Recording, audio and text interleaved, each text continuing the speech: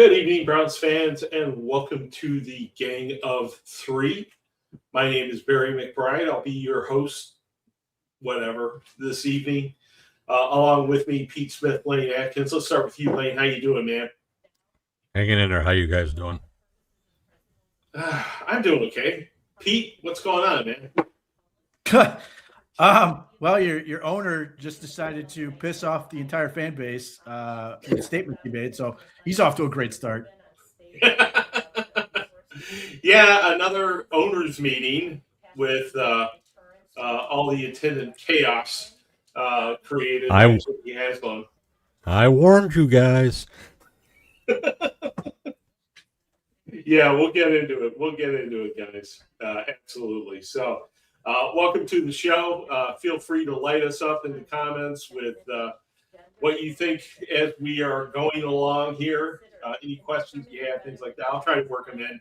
We got a lot to talk about tonight, so we'll get in whatever we can. First of all, what I want to talk about is the Myles Garrett saga, so we can finish beating that into the ground. You know, essentially what happened here, I think everybody knows, is that the Browns reworked Myles Garrett's contract without explanation for why they changed it in such a way that it makes him a lot easier to trade. They pushed that deadline back almost to the start of the season. Pete, what's your take on this? Well, I mean, they opened the door. It at least allows people to make offers, but in part because the rule, their rule proposal got shot down, I think it makes it less likely the Browns are going to move him. But I think ultimately it's incompetence insurance. And what I mean by that is if you were gonna look at the last calendar year and you were gonna say, well, the Browns did a whole bunch of things wrong and the team's no better, and people will point at the record and say that's exactly what happened. But you got Mason Graham, you got Carson Sweatshirt, you got Quinshon Judkins. Like, they did really well in the draft. They get Tyson Campbell, they get Malik Collins. They did really well in terms of sort of adding pieces that make this team better. So it makes little sense for them to now trade the guy when they've put themselves closer, especially if you look at the draft and you're saying, well, they can get their left tackle and wide receiver in this class and really hammer down the needs that they have left.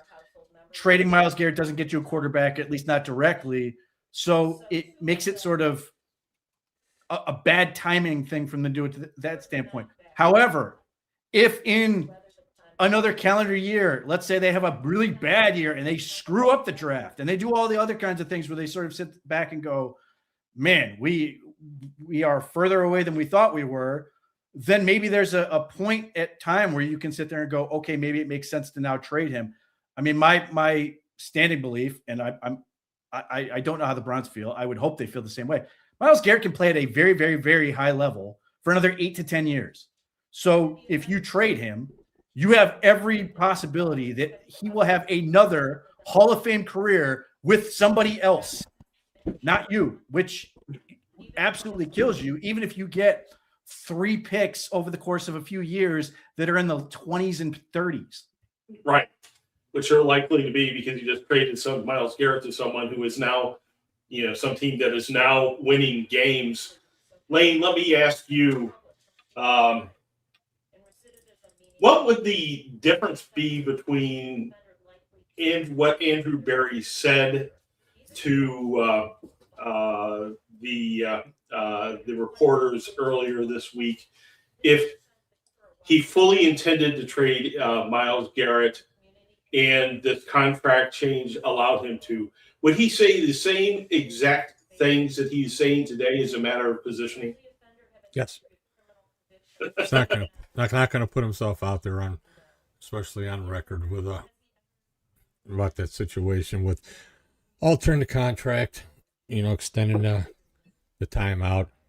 I mean, right. The bottom line to this whole thing is that what they wanted to do, and even in that proposal, it opens up opportunities just in case they decided to go in that direction or they were forced to move in that direction. And Andrew Berry wasn't going to tell anybody any more than what he already has because there's nothing to gain by doing so. So what you got from him was probably more than what you normally would get from him on that subject, and the truth falls somewhere in between. Yeah, I that's one of the tricks of trying to be deceptive with the media, which a general manager pretty much has to do. He has to say he loves a particular player, not that he's dying to get rid of a particular player, things along those lines. And as a result, the public, or many in the public, hear what he has to say and say, oh, he just shut down all trade speculation. Another section of the public says, that's exactly what he would say even if he was planning on trading Myles Garrett. And so as a result, we don't really know, what his true intentions are. You can take him at his word or not. And either approach, I think, is perfectly valid. Pete? But all this depends on somebody being willing to pay to get him, which is the thing that people seem to be unwilling to sort of tackle. I mean, I don't think the Dallas Cowboys got enough for Micah Parsons. Everybody's, even though the deal ultimately was rescinded, everybody's going to look at that Max Crosby trade and sit there and go, the Ravens were willing to give 2 firsts for a guy with a lengthy injury history. You have to get enough. It's got to be a similar dynamic as the trade in the 2025 draft, where we all sort of went this and go, the only way we move off of 2 is if we get an offer that we cannot refuse. And the Jags came through and delivered. But short of that, like I don't sit here and look at a scenario where Andrew Berry, given the fact he made the Deshaun Watson trade, can make a controversial trade. It's got to be so good that everybody's like, of course he had to make that deal. And in order for that to happen, somebody has to make that offer. So maybe it's Jacksonville again. That dope's willing to give up too much stuff for bad trade value. Maybe Jerry Jones is willing to make an insane trade before he drops dead. But beyond that, I just don't think teams are willing to do that, which is why I think the Browns were throwing out this proposal, which I think they knew was going to get shot down anyway. But this idea that at least you can put it over 5 years and give the ability to sort of make it like an NBA trade where it's every other year over the course of 5 years, that makes that a little bit easier to do. But on a short time frame in 3 years, that's going to be really, really difficult to put together. Absolutely. You're trading away a Hall of Fame. You just don't do that. You don't trade away a generational pass rusher unless you just get something unbelievable in return. I can't even imagine what that would be. Mike Phipps? Is Mike Phipps enough? Because that's, and at least in that scenario, the Browns at least got a quarterback. It didn't work, but at least it was a quarterback. You wouldn't be getting that in this scenario, and that obviously didn't work. And then the other part of this is if you then were to take those picks and compile them for another trade, you are literally doing the Deshaun Watson trade over again to try to make up for the Deshaun Watson trade. You would have literally learned nothing from this just absolutely franchise-wrecking mistake. Right. You think there's any chance at all that he gets moved, I would say not at the present time. You never know what a year or so looks like, but considering just how productive and how good this guy is, and I don't see any trade package that we've seen out there, even when it came to Parsons, Crosby, Myles Garrett exceeds those guys, and it would take a hell of a lot more than what's being thrown around out there. I just can't see it at the present time. All right. Well, that takes us to the subject of Deshaun Watson. Owner Jimmy Haslam today walked back his swing and a miss comment, essentially saying that Deshaun Watson could go from a swing and a miss to a home run if everything goes right in 2026. Let's start with you, Lane. What do you think about Haslam's remarks and the probability that they will come to fruition? Well, anything that comes out of Jimmy Haslam's mouth, I just pretty much take it with a grain of salt, because You got 75% bullshit, probably 10% reality, and 15% of just he had no idea what he was talking about and just stumbled across himself. When you get right down to it, Deshaun Watson stuck here under contract, which they're not going to sit there and just dump. He's going to be involved. And we can sit here and talk about how all we want about how the world hates Deshaun Watson, how he screwed Cleveland, how he screwed himself, the Browns suck, Kevin Stefanski misused them. The whole ball of wax it comes down to is that guy's here, and you have a new head coach, and you have a new system, and they owe it to themselves to see for themselves what Deshaun Watson is. Is he going to be anything? I'd be very surprised, but they still owe the opportunity to go through these practice sessions that start here soon and just get a feel for what they really see. You know, not to be, yes, that people are reporting saying, oh, they like what they've seen from Deshaun Watson. You haven't seen shit about Deshaun Watson. You've seen him in and out of Berea. You've seen him working out. You've seen him running around a little bit. You haven't seen him throw one meaningful ball in a session. So before anybody jumps on that and has some conclusions to it, there's nothing to it. And the same thing goes with Shedeur Sanders. It's the same story. Nobody knows what you got until they get in here and they start working under this framework with the new head coach and offense. And that's the whole story. When it comes to Jimmy Haslam, who says he hates when his team is sort of the subject of scorn, he's actively saying this stuff and putting a giant kick me sign on himself at the time. Like, he invites this stuff by saying this nonsense. It's if you're telling me he wants to win football games, okay. But if you're telling me this is a business, this is a really bad business decision, because you are, for any number of fans, they were happy to pretend that Deshaun Watson was effectively dead and just deal with the ramifications of the contract and get through it. But they didn't have to see him. They didn't have to look at him again, because as we all know, we know people who basically put down the Browns and never came back when Deshaun Watson was acquired by the team, before he even played it down, before he proved to suck, before he got hurt, before all the other stuff. And like, whether it's Shedeur Sanders or whoever, like that rookie class last year, before the whole Quinshon Judkins allegations came out that never went anywhere, there was this feeling of this group's really fun. They're really charismatic. This is our opportunity to move on.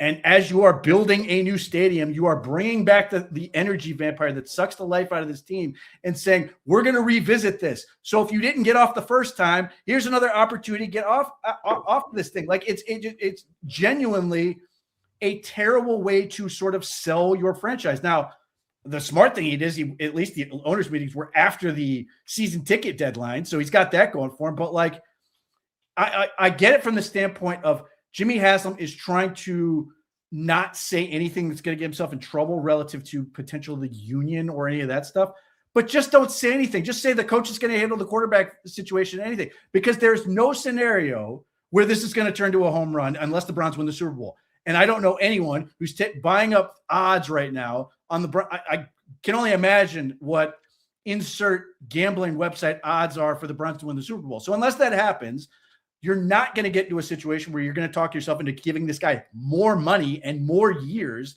So on its face, if you're somebody sitting there going, man, I really want them to say something positive about Shedeur Sanders and how they feel about this. This doesn't necessarily directly say Shedeur Sanders stinks.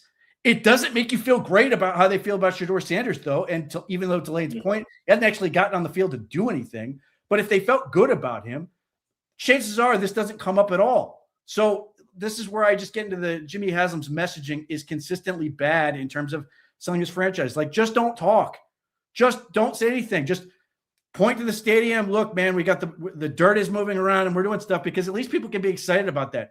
This just, it unnecessarily, unforced error just gives people a reason to be unhappy about this team, and from both locally and then on a national standpoint. Everybody gets to laugh at the Browns again. They tied their own hands with this whole situation. And I think that's one of the things that people get emotional and they miss. there's not many things they can do when it comes to Deshaun Watson right now. You can't cut him because that just devastates what you're doing in the background. So what are you going to do with him?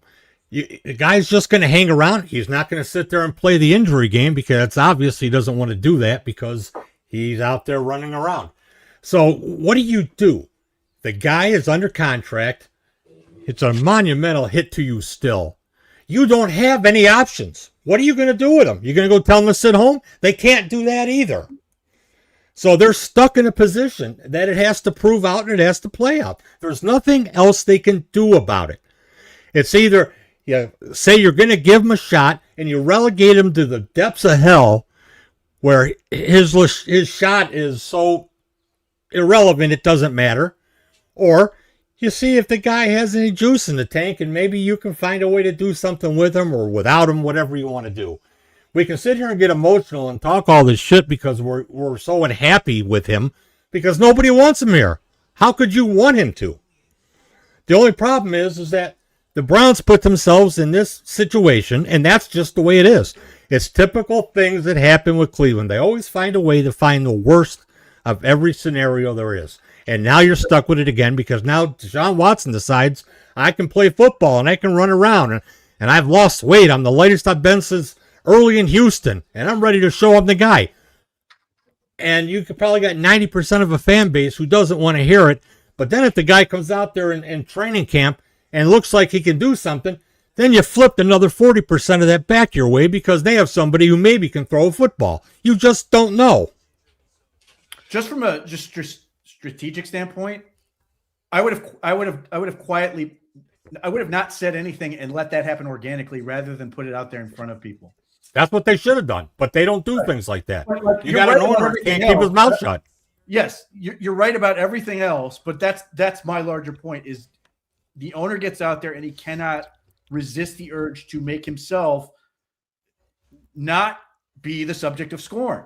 He's going to be in all kinds of headlines and be joked about. Like you got Jason Lacanfora, who cannot wait to tee off on Jimmy Haslam when he does this type of stuff. And like, I can't argue with him, but you're right. I think, privately, I think the Browns are sitting there hoping that Shedeur Sanders is somehow going to be really good or better enough that they can eliminate this conversation very quickly. But yeah, they've got to, by virtue of just how the league rules work and everything, he's got to go out there. Now, my suggestion would be he should go practice in front of your house at the construction site and see how it goes. But beyond that, they've got to play this thing out and see where they end up. If that was the case, I'd have to see him all the time, and I really don't want to do that. You can catch Pat. Yeah, I tell you, from 1996 through 1998, when we didn't have football in Cleveland, I ran a website wasn't really about the Cleveland Browns. It was about NFL owners sort of manipulating fans. And after a while, I just started making fun of Mike Brown and Art Modell and Jerry Jones and Bidwell and the rest of the adults, that were owning football teams at that time. And the curse that I brought down upon the Browns is that our newest owner, our latest owner, would have fit right into that category. And, you're to blame. Shame. I am to blame. It's me making fun of Art Modell has somehow bounced back into a guy who says Deshaun Watson might be a home run. But seriously, we talk about the notion of, it's a new coach, it's a new system, blah, blah, blah. Is there any way in hell that a new coach and a new system resuscitates Deshaun Watson after all we've seen and haven't seen, these last 5 years or so? I just don't think that there is a square hole for that peg to potentially fit that turns him into a dynamic quarterback once again. It just seems gone to me. Well, we heard all the excuses why Deshaun Watson wasn't productive here, or he wasn't efficient. It went from the scheme to the coach to injury, back to the coach. So every excuse known to man is going to be eliminated because you have a new guy sitting here who needs a quarterback in the worst freaking way.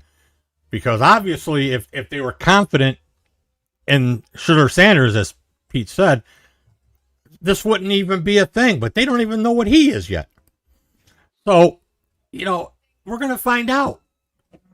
Monken's a guy who can work with quarterbacks, and he's got a lot out of some. And we'll find out if the guy with 17 ACL injuries and 15 Achilles gone can still play.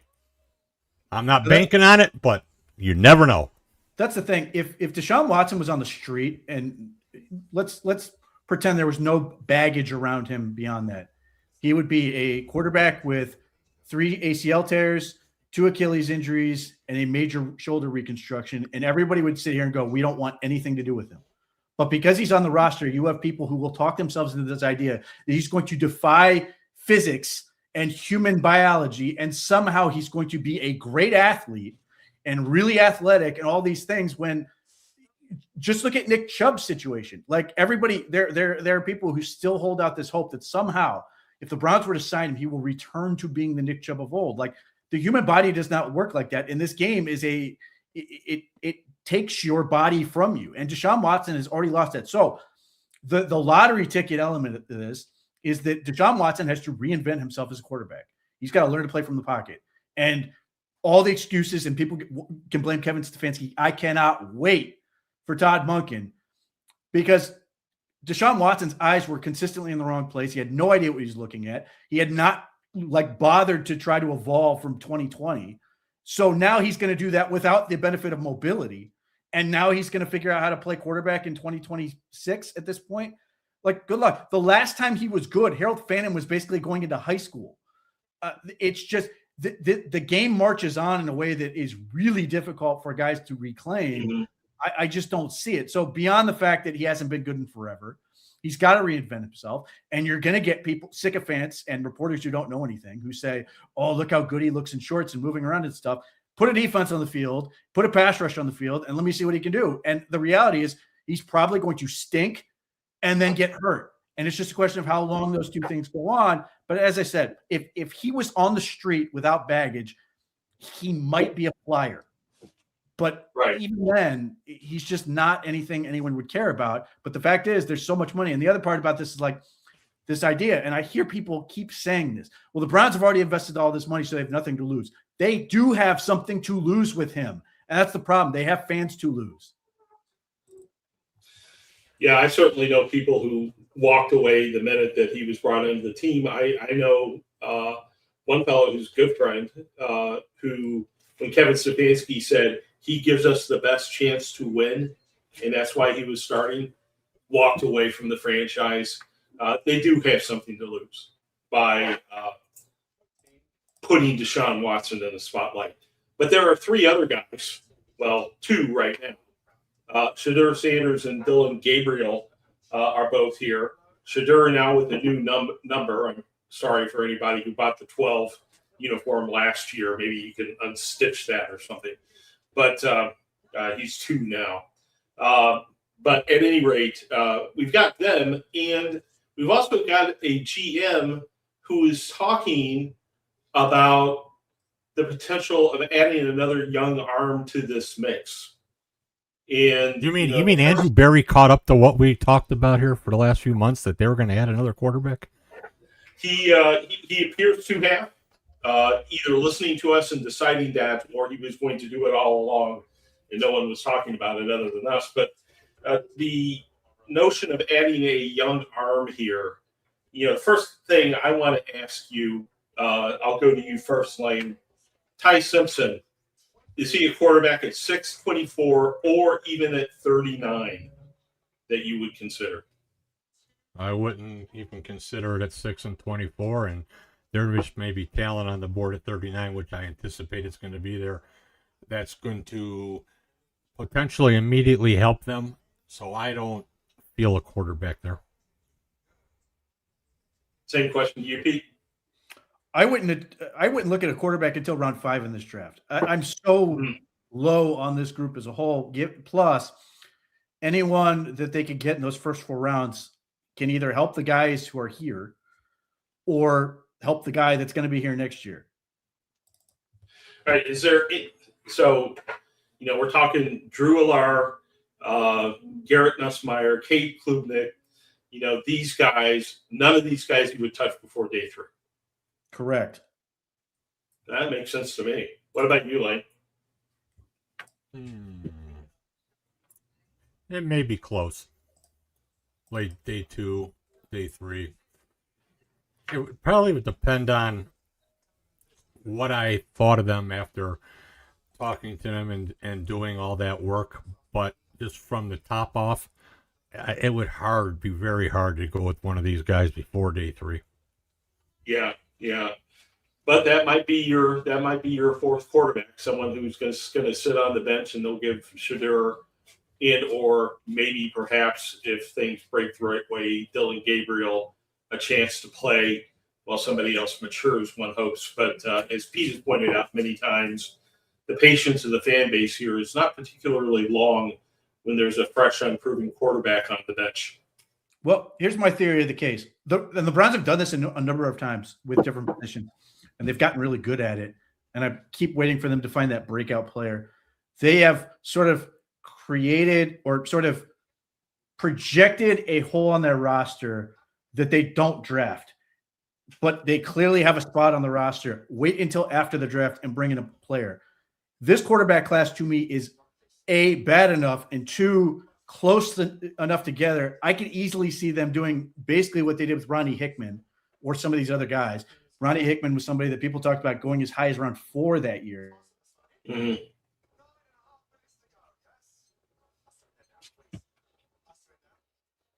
I think your screen is locked up, Pete. Win this job, we're just going to throw you There in and give you a shot. Okay. Lane, is that where you see the Browns getting a quarterback, or do you think there's any of these guys that they might actually like? Well, this is what the Browns customarily do with positions or players in position.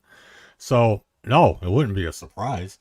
I mean, we do know that they checked up on Drew Allar during his process in recovery. We do know that they liked him before the last year at Penn State, which really set this young man back quite a bit because he just doesn't have the it when it comes down to mechanics and the technical aspects and everything, the play the position. That's what's going to set him back, and he's going to fall. Nussmeier,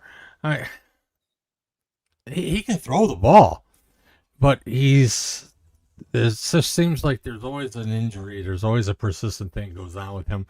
And due to the wide receivers that were at LSU, they got away with a lot more too. So it just doesn't stand out to me. There's not a quarterback that jumps out to me. And I wasn't high on this entire class once it started to play out when we got in late into the college season. I mean, Mendoza's the best of a very mediocre class, I think. Right. The other thing that hurts this group is, and Lane, I know you've seen the same thing, is with the amount of guys who have no arm. Yep.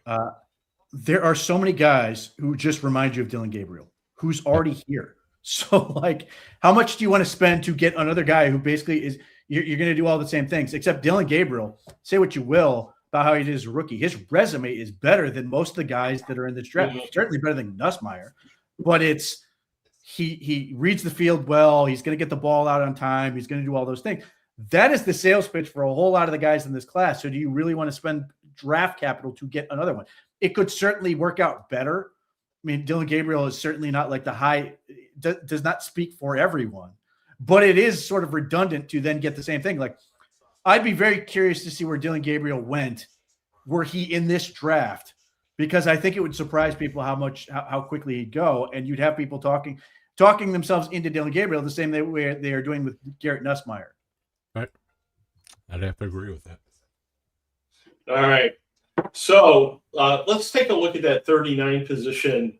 And the reason I bring that up is that MJ Emerson, his name came up with Andrew Berry, and Andrew Berry, said all the things that you would expect him to say about how much he likes MJ Emerson, but essentially wound up saying that Emerson will probably want to fight for a starting gig, and that's not really in the cards in Cleveland. with Ward and Tyson Campbell.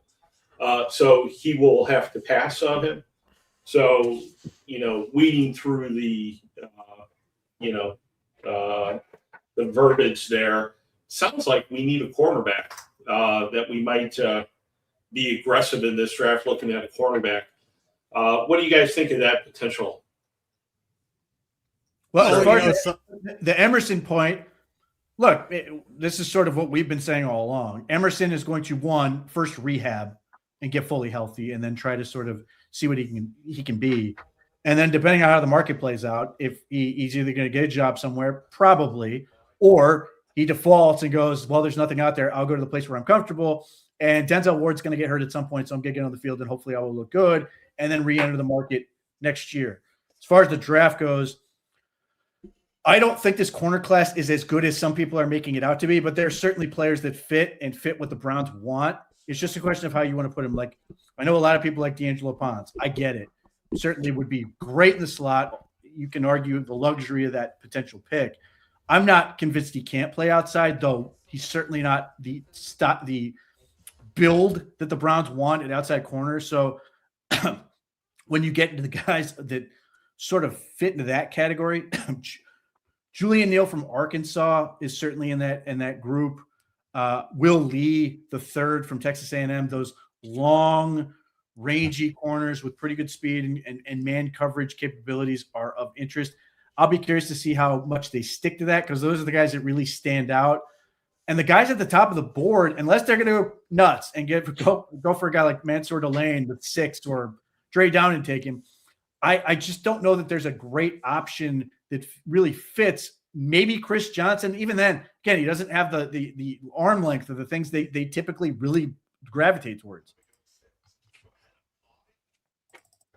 Lane, positionally, do you think that's something that they'll look at on day 2? I think that can be in the equation. I think it's all going to fall down to the board.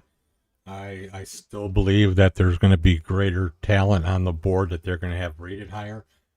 Bonds is a guy that really interests me because we can talk about his size and how is he going to hold it physically. This young man is tough, man. He plays bigger receivers. He's just glued to them.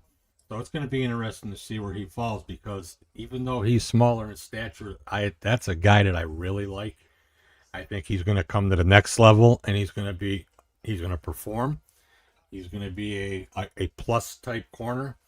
So I'm really interested to see what goes on with him. But just right now, I keep looking at wide receivers and offensive linemen, because that's the direction that I've been pointed to. Right. Well, one of the things that remains a possibility is the notion that the Browns may surprise us at 6. They just turned away a defensive end from Buffalo, Epinesa. Is that how you pronounce it? I don't know. AJ Epinesa. Because of a failed physical. Do you think that the Cleveland Browns, not to equate him with some of these guys at the top of the draft, do you think that they still might look hard at a Bailey or Reuben Bain, somebody like that, if they fall to him at 6, Pete? If they took Reuben Bain, I'd start to rethink my position on Myles Garrett. David Bailey, he's a pure pass rusher, so I could see the appeal. I'd be real surprised. I think there are guys that the Browns really like. I mean, they had R. Mason Thomas in for a pre-draft visit, and the appeal there is he's a pass rusher that wins real fast when he wins. And when you have Myles Garrett on the other side, getting somebody like that to speed up the offense and shorten the amount of time your defense can cover is super valuable. So David Bailey would make sense in that vein, but I'd be really hard pressed to believe that the Browns are really interested in either guy all that much outside of using them for leverage to trade. And I think if either guy's there, that's going to be I struggle to think of a position that will be available at 6 that will effectively get the Browns more in a potential trade than either of those defensive ends. Lane, what are your thoughts, sir? I believe with the 6th pick, either if they hold or they trade down, they're looking for a dynamic. They want a guy who can change the complexion of the situation, the game, the scenario. You definitely get that with pass rushers. The question comes down to is that what's going to be the biggest need when it comes down to their board looking at comparable value? I'm not thinking so. I can see the appeal and the allure of getting another guy who can come off the edge and create havoc. It helps improve them immensely right from the get-go into that spot. The only problem is that you still have to address other issues that you have there. And I keep looking at those offensive positions, and I'm looking back in the secondary, and I'm looking back at your safeties. So it's going to be interesting to see how this whole thing swings down. I'm not anticipating an edge, but I would never say never because I know that they have a propensity to like guys who win quick. And when Pete mentioned Thomas, that is a guy that I know is been looked at. Right. That's a name to keep an eye on. In general, though, Lane, where are they at in the process? I mean, would they hear us speculating about this guy at 39 and whatever, and just break out laughing because they're nowhere close to having a battle plan at that position yet? It just sounds like they're still earlier in the process in there. Yeah, they're at the point that they're weeding through that, and once we get into April, especially after that first week of April, they're going to start really juggling things, and they begin to finalize things, and that's where they start getting their ideas. Right now, it's just like an open crapshoot. They know what they think. Each scout has their own thing, has their own area that they're working on, and the same thing in the front office with Barry and Cook and Cat Hickman and them. So they all have a pretty decent idea of where they're at. Now it's going to get to the phase of the positioning and slotting. And they have what they do too is they have an extra board that comparative value. I always talk about comparable value all the time. That they look at people on their boards and they may have a very similar or equal rating, and they will go to that to look to see if that value enables them at a higher propensity of efficiency from the onset or a longer term type of thing. So that's what they generally do. It's going to be interesting to see what it plays out because I think when you talk about what's going on out here and all the guys who do all this draft stuff and it's gets to be comical because they're not even close to what teams end up doing in reality. Right. Some guys are really good at it, some are not. I have to go read Pete Smith's second mock draft here when we get done. So I'm curious to see what that looks like. Well, no matter what it looks like, you'll find people who disagree with it, I'm sure. But speaking of the defensive backfield, a question came in from AutoWorks Motorsports here, talking about safety with, this Delpit's last year under contract and all that. Do you think that there might be a possibility of looking at that position, Pete? Second round, third round?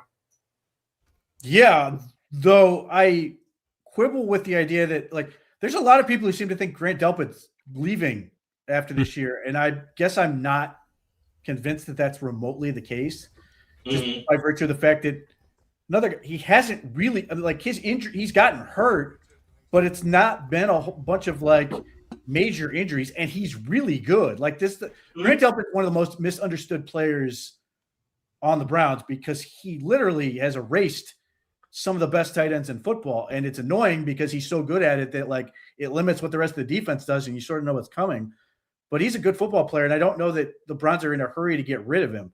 But at the same point, I've said this all along that safety's the position where I think Mike Rutenberg might want to make the biggest stamp on this new on the defense that sort of differentiates this thing. And I did the whole deep dive on Art Mason Thomas, and I get the appeal and why he might want to go that route. But they've also apparently met with EMW from Toledo. I don't necessarily love the fit, but he may have a grand idea of what to do with a kid like that, or there may be other safeties that he really likes. I know there are a lot of people who like the safeties in this class. I'm not nearly as enamored as some are, but there are some good players in here. And if you get a true free safety that can sort of be that center fielder and as well as be able to allow them to do some more of the disguise stuffs, that could give the Browns a whole new look. Obviously, from going from Jim Schwartz to now him, the biggest question is, what are you going to do in the defensive backfield, and not just personnel wise, but like game day, since that's, if you're going to complain about something with the Browns defense, it's been issues in the secondary. Either A, you're predictable because you can't do a whole lot because of personnel limitations or whatever, or B, when something breaks down, it's usually on the back end. So what are you going to do to sort of differentiate yourself and improve that group? Right. Watching the mock drafts and the big boards and all that sort of nonsense this time of year, one thing that surprises me is that Caleb Downs seems to be dropping. In the mock drafts, I see him drop all the way to 10 with the Bengals. I saw a big board today that had him like 13. I thought he was going to be a top 5 pick going into this draft. Part of that's because I am an unabashed Ohio State homer and overrate every single athlete that they have on their, wearing scarlet gray, undoubtedly. But I thought Caleb Downs was going to be going much higher than that. And he just seems to be casually dropping down through there. Is that, Lane, do you think that is, sort of a positional thing, more than anything else? Or have you heard anything about this particular phenomenon? Well, you're going to see some people that are going to base that on the medicals, that there's a supposed issue. I think a lot of it has to do, too, with teams that are drafting, sitting there 1 through 10, who have specific needs. I think when it all shakes out, I don't think he's going to fall that far. Right. I can see him being a top 10. Right. But also, you got to look at what team is drafting him and, what they're looking for in that position. Because Caleb Downs is an excellent talent. It's going to depend on what kind of scheme the teams are playing. I mean, would I like to see him in Cleveland? Yeah, I'd like to see him in Cleveland, but I don't know if I want to give up the 6th pick to get him. So, I mean, that's how I look at it there. But a lot of that noise is because of some medical stuff that they're trying to disprove and dispute. So, right. Positional value is a major element. I mean, obviously the medical is a thing that's got to be evaluated by every team. Kyle Hamilton went 14th. Ed Reed went 19th. Like it, gone are the days where you see, guys go 2, like happened with Eric Turner. It's just safety, certainly a valuable position. I think there's an argument to be made. It's becoming back in terms of importance. And if you're in the right defense, you can certainly justify it. But there's 2 pieces to that. One of them is sort of going away, which is the contract piece. If you take him in the top 5 picks, he's going to have one of the higher safety contracts in the league. Now that part is changing. That used to be a much bigger element to this, but still, when you're trying to get, what do you need to get out of a top 10 pick? This isn't a great draft necessarily for it. It's pass rushers, offensive tackles, and those premium positions, obviously quarterbacks in there, and safety, just the same deal with running back. They tend to get pushed down, or guard. Like teams get very worried about that, because if you miss, it's not only did you miss on the player, which is going to feel awful enough, it's what did you pass up that worked, that happens to be at some of the most expensive positions in the game. Yeah, that makes a lot of sense. Question coming in here from MC Lawrence that I want to point your attention to. It was something I had on my show list, but I sort of forgot to talk about it. Caden Proctor is a name that has been mentioned with the Browns around the 6th spot in the draft, which seems like quite a leap to me. Lane, what do you think of that? Anybody who's talking about him at the 6th pick of the draft needs to reevaluate how they rank these guys. But Lane, I heard So-and-so said the Browns are seriously interested in Caden Proctor at 6. So they're definitely going to take him at 6, right? Look, man, Caden Proctor is really talented. There's no getting – He's undeniably talented. He's barely 21, if he's even 21 yet. For a guy who's 350 pounds, running a 5.22 and more impressively, jumping 9 feet in the broad jump at that size is incredible. The sheer amount of power it would take to do that is otherworldly. However, even in college, he has not become the player that he was, destined to become in 3 years of playing football. Like, he has gotten to be pretty good. When he initially signed with Alabama, he was supposed to be the franchise left tackle, and then he went to Iowa. And then he's at Iowa. He's going to be this great player. And then he ends up back at Alabama, and he's interesting, but we're still talking about what Caden Proctor can be, not what he is. He's got wildly inconsistent footwork. There are games you sit there and go, man, he looks great. And there are other games you sit there and go, what is this? I don't find him to be a particularly compelling run blocker at tackle, which is really concerning. And you can sort of pick this argument apart to a certain extent, but like when you watched Alabama, which has a whole bunch of guys that people are talking about either in the draft this year or going to be in the draft in future years, they couldn't run the ball for shit. So like, am I putting all of that on the running back or not? Because Ty Simpson's whole thing is that Ty Simpson had to do the whole thing because Alabama could not run the ball. So at some point, I have to ask the question, you have all these high-priced linemen at Alabama. Why aren't they creating running lanes for this guy? And so I find it preposterous at the idea of taking him 6. You want to, if he somehow makes it to 24, great. Again, I get the appeal. I also struggle with how Caden Proctor fits what I think, and could be wrong about this, how the Browns want to design their run game. It certainly seems to me like they want more power on this. What they seem to be right-handed based on the way things are going. Power guys on the right, but everybody needs to be able to move, and they want to be able to do a lot of zone stuff, counter stuff, coming from the left side, and then zone stuff going to the left. Caden Proctor doesn't help you do with any of those things, really. I mean, he's an okay zone blocker.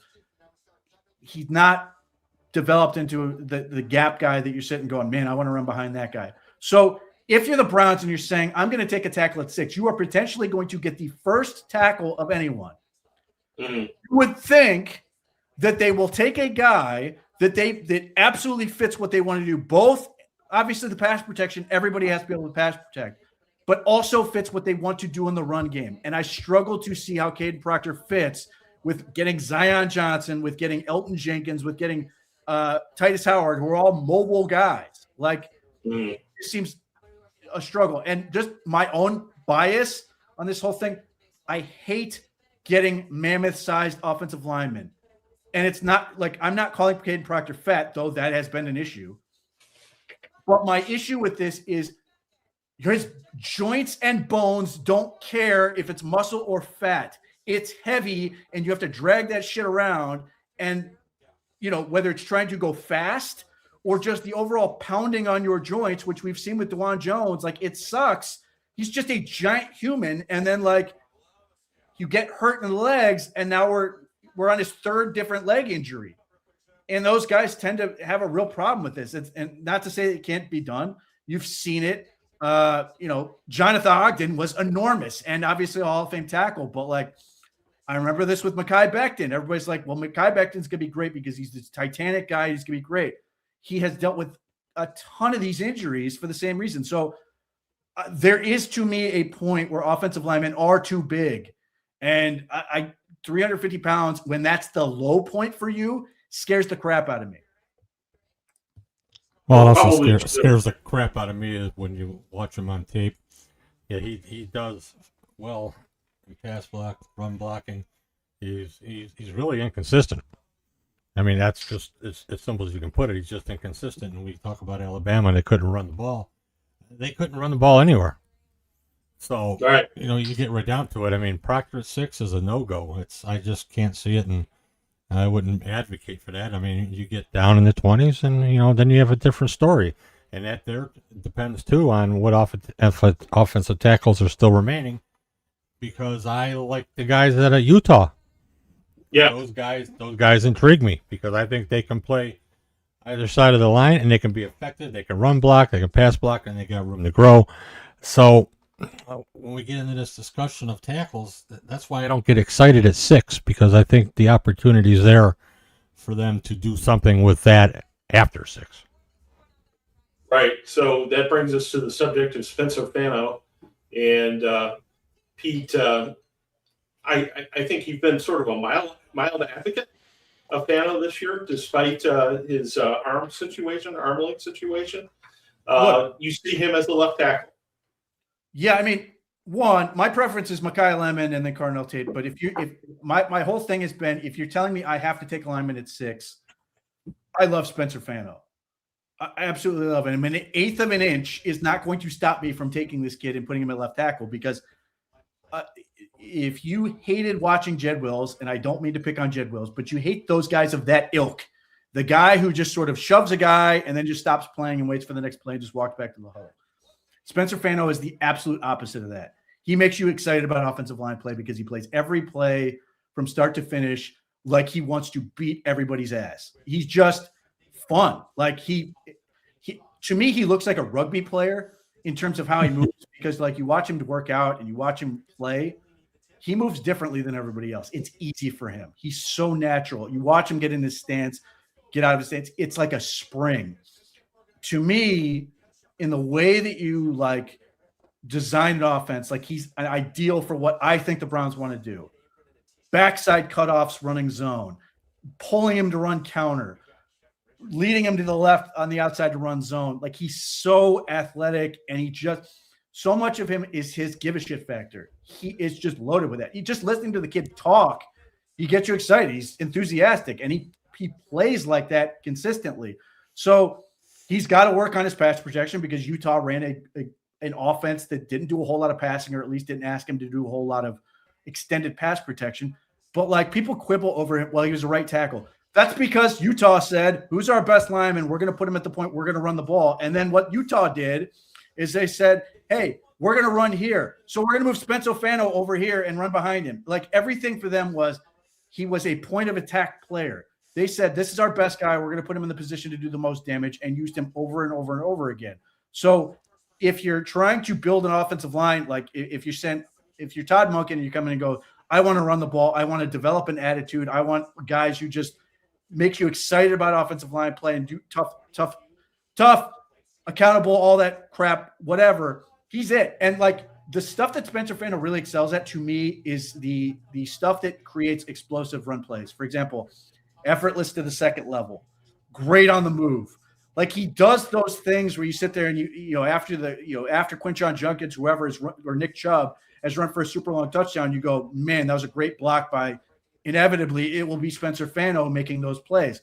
Again, if you're asking me who I would pick at 6, I'm taking Mekhi Lemon. But if you're saying I want a lineman, I love the way this kid plays, and I think the way he plays will mitigate the issues, whatever eighth of an inch he's missing on those arms that people don't want at left tackle. Don't you think the whole left tackle, right tackle thing is sort of a historical footnote, Lane? I mean, everybody used to put their best pass rusher over left tackle. Not necessarily the case anymore. Yeah, everything was about blindside protection and left tackle this, right tackle that. The only problem is that, when you look at football now, you got to look at where teams are strong, or if they're looking to be strong. A guy like that, teams that run right, especially in college when they get to the pros, that's their emphasis. And you have to look at the athlete and the player, and you have to evaluate the film to see, does he have that footwork? Is he a technician? Is he sloppy? Is he a mutter? You have to look at all these things to get an idea of what that player is, because not everybody is athletic enough, or their mindset isn't right. They're not technical enough. And in some cases, they're just not motivated enough to make that switch, because for some players, it's a lot to incorporate everything being right-handed, moving to the left side, everything's backwards. Right. So you have to have a guy there that, who gets it, whose mind gets it. So there's intricacies involved in how this is, and watching Fano and watch everything he does, he's so technical, and he's just physically strong and quick, and he has burst. That's the type of guy and he's playing on the right side, but he has all the characteristics in the physicals to say that this guy can go to left tackle and eat it up. So it's an interesting dynamic. Right. And Timothy Lawrence, or excuse me, put the wrong one up there.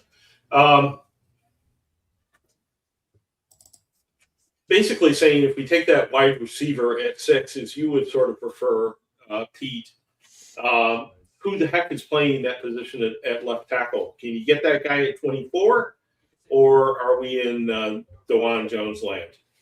I believe you can. Now, we'll see. I mean, I have the benefit of being able to gamble in a way the Browns can't necessarily, because if I'm wrong, people can tell me I'm an idiot, but I didn't, not draft a left tackle. But the reason I believe that can be done is twofold. One, I don't see a whole lot of teams that have gigantic offensive tackle needs in this draft the way that so many teams often do. Now, if one of those tackles goes off the board in the top 5, I will suddenly get a little bit nervous. But the other reason I feel comfortable with it, I would love to get Caleb Lomu at 24 as an example. But if you're telling me I can open up the doors and just get a guy and move him, and I find out that Max Ahanichor is not like 24 years old, I would happily draft a guy like Max Ahanichor and put him at left tackle if that's the deal. Or, I don't know if this is a real thing or not, but Barry just at least opened the door to at least consider it. Moving Titus Howard over to left tackle and putting Max Ahanichor or somebody Blake Miller or somebody like that at right tackle. But Andrew Barry said, as I said the same thing I think, which is tackle is tackle. Now, I think how you design your running game is more indicative of where guys should play than the passing game. But like if you open it up and say tackle is tackle, and if you include Caden Proctor into that, suddenly there's about 7 guys that would have to go in the top 24 picks. And I just don't think that's realistic. And you can sit there and go, well, I don't want to get the 7th guy. I get it. But I think my larger point on this whole offensive tackle thing is I think the difference between the guy at the top and the guy that would theoretically be 4th, 5th, 6th, 7th isn't a huge discrepancy in terms of overall talent. It's not a situation where you are passing, Orlando Pace to take, Joe Schmo at that element. All these guys in this class have talent, but aren't quite fully formed yet. And Monroe Freeling is the guy that so many people think about 6. There's a lot of people who think he's like the 5th best offensive lineman in this draft. So that's what I mean when I say it really becomes down to I the beholder in this. And if you're sitting there going, well, I think there's a bigger divide between wide receiver 1 and wide receiver 4 versus offensive tackle 1 and offensive tackle 4, I'm probably going to be inclined to play the odds and take the wide receiver first and come back and get the tackle. Well, that makes sense. And you certainly can put together a strong argument for that. And with that, we've gone through an hour here, which I'm surprised by. You went up by awful fast. But thank you guys for your insight over the course of the last hour. Really appreciate it. And thank you to everyone who has watched us over the course of the last hour and popped things into the chat room and all that sort of stuff. You guys are why we do the show. So thank you very much for watching, and we will see you again next week on Gang of 3. Good night, everybody.